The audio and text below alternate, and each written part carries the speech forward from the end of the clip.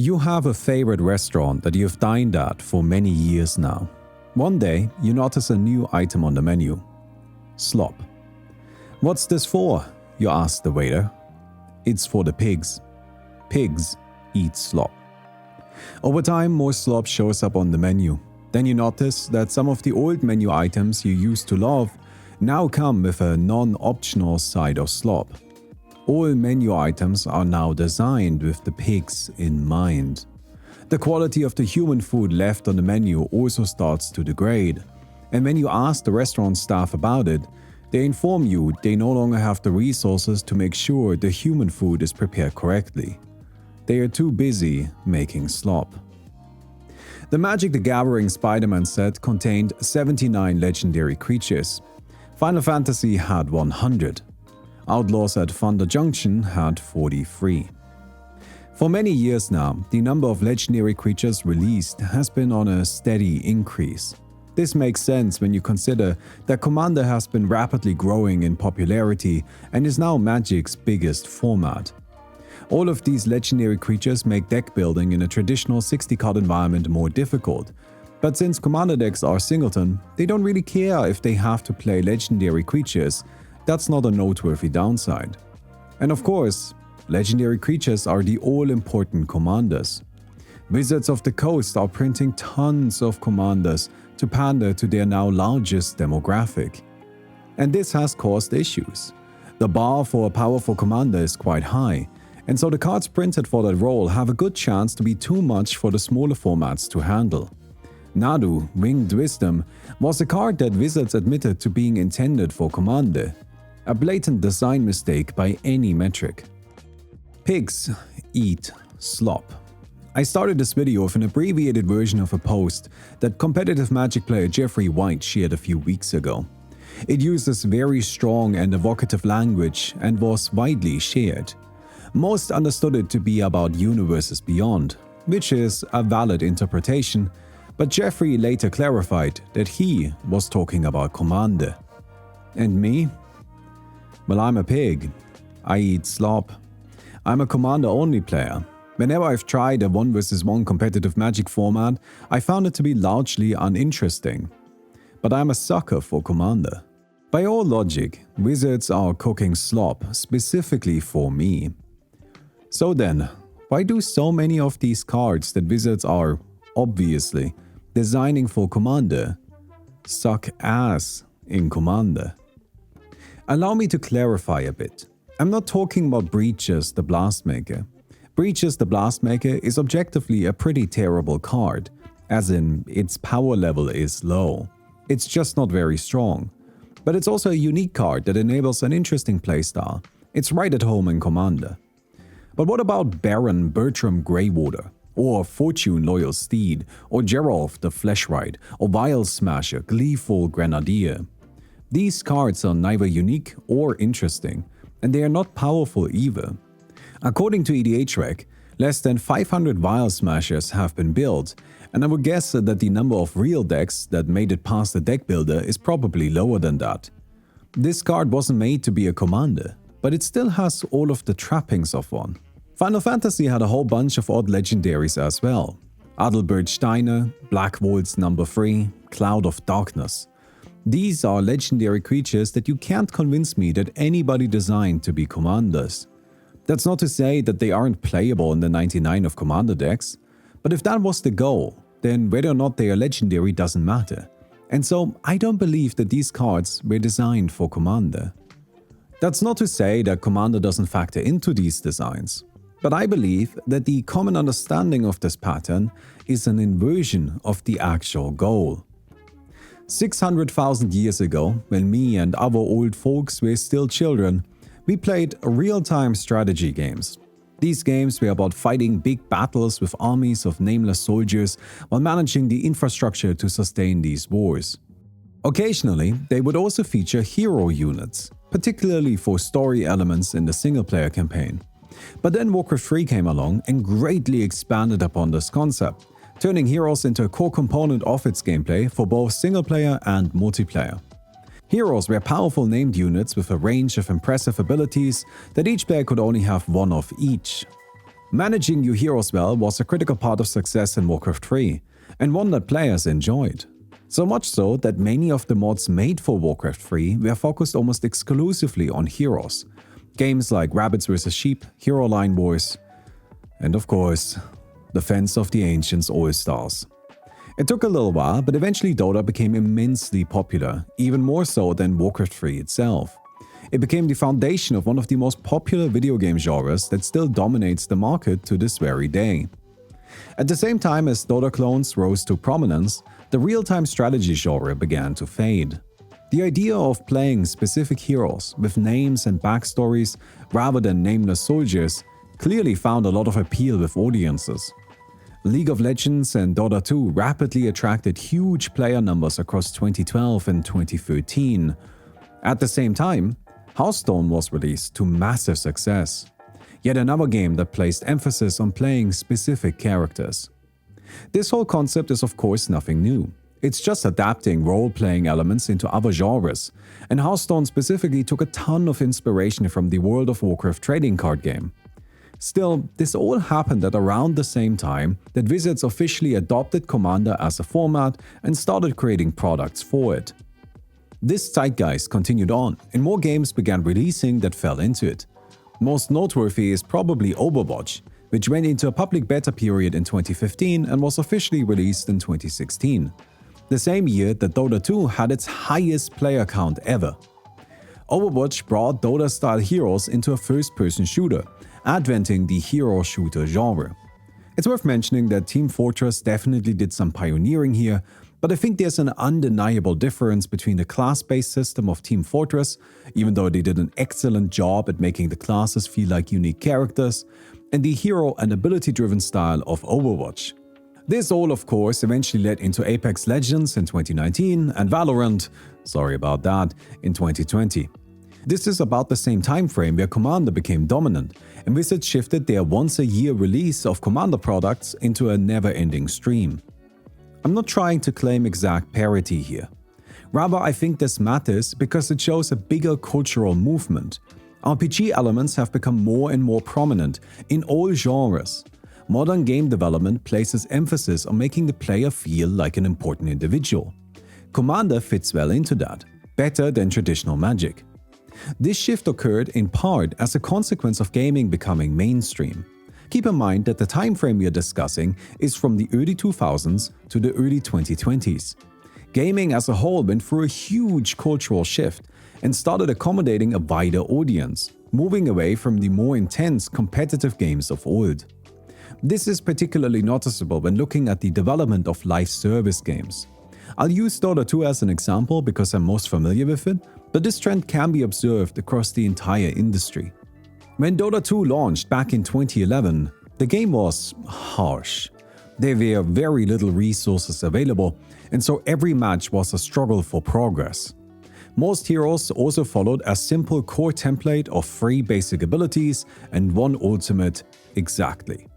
I could get into some more detail here, but I'll spare you the 10,000-word derailment.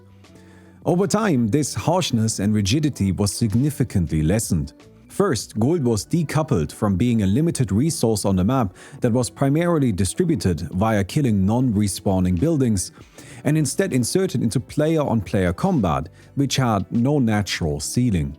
Then the map grew bigger and bigger over time, constantly adding more and more self-replenishing resources.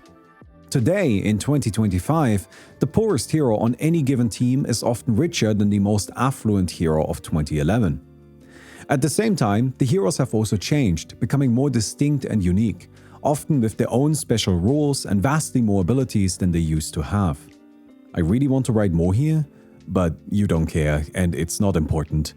But I have a lot to say, but okay. What matters is that while Dota has definitely gone through power creep, that's actually a lesser factor than the massive resource and complexity creep it has experienced.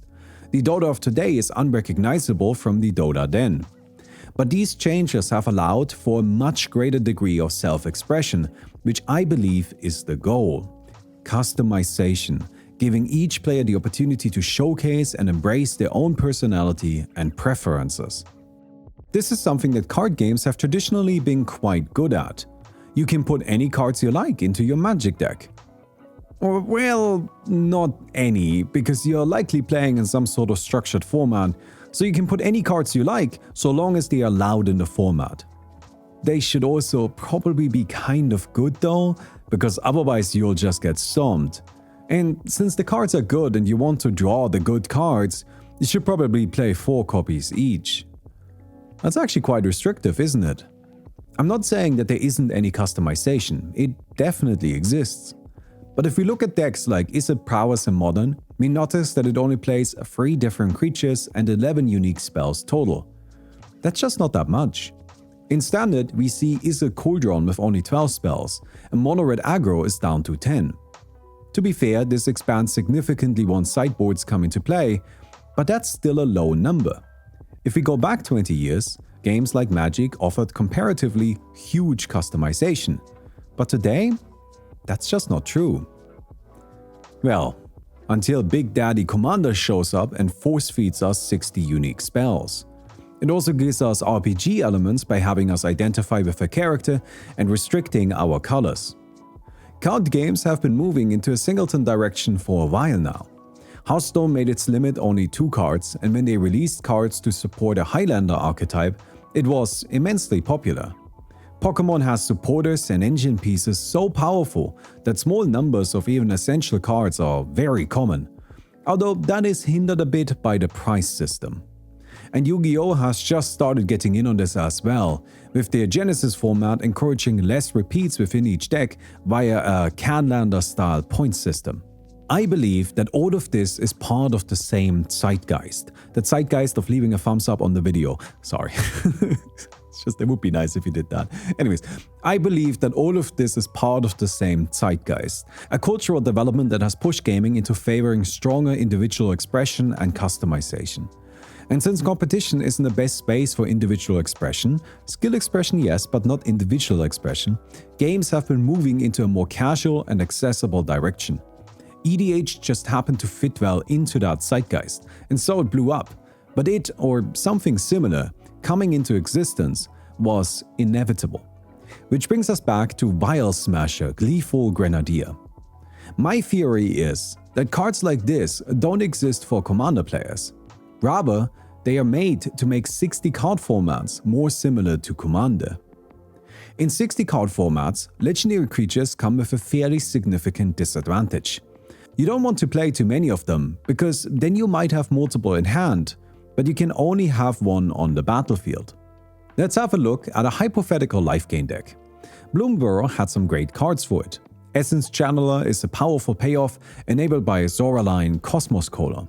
Foundations then introduced Exemplar of Light and Ajani's Pridemate, although I think that one was already legal. Also Hinterland Sanctifier and Linden the Steadfast Queen. Final Fantasy then gave us Aerith Gainsborough, Minwu White Mage and the Wind Crystal. You could also count Hope S-Team, although I think that's a bit of a self-contained archetype, so I won't. Interesting here is that Minwu cares about clerics, and Essence Channeler, Zoraline, Hinterland Sanctifier, Aerith, and Minwu himself are all clerics.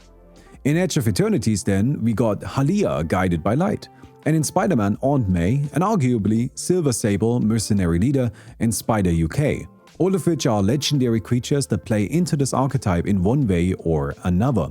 I think we could even sneak a Venom Remorseless in there, or Anti-Venom if we are staying mono-white. Aerith then also has legendary synergies for our legendary heavy life gain synergy deck. I'm not trying to tell you that this is a good or competitive deck list. I don't really think that matters. But I think it's fairly obvious that these synergies aren't a coincidence. These cards were designed with each other in mind, and if we were to build a deck around them, we would end up with a list with high card diversity, as we wouldn't want to play 4 copies of each legend. High card diversity then gives us the opportunity for a lot of expression in our deck building. Do we care about including a bat package? Do we want to focus on the classic Ajani's Pridemate instead? How many and which of the 3-drop legends do we want? The Universes Beyond sets are abundant with legendary creatures. And the obvious reason why is probably at least partially true. These licenses have a lot of named characters that wizards want to portray, so they have a lot of legendary creatures. But it's worth keeping in mind that there's still a creative decision that flows into this, and it would be possible to have way less legendaries. But wizards aren't doing that on purpose. Instead, they're printing lots of stinky legendary creatures that are slightly better or have different utility than similar regular creatures. These aren't cards printed into 60-card formats for the benefit of Commander players.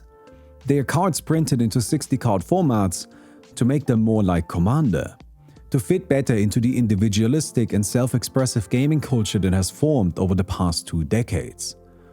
It's not slop for pigs. It's slop for you. Alright, this was a bit of a weird one. I just think I observed the pattern. Now, admittedly, this could just be my monkey brain going like, ha! Pattern! It must be true! Could just be a coincidence. It could just be wizards being bad while designing.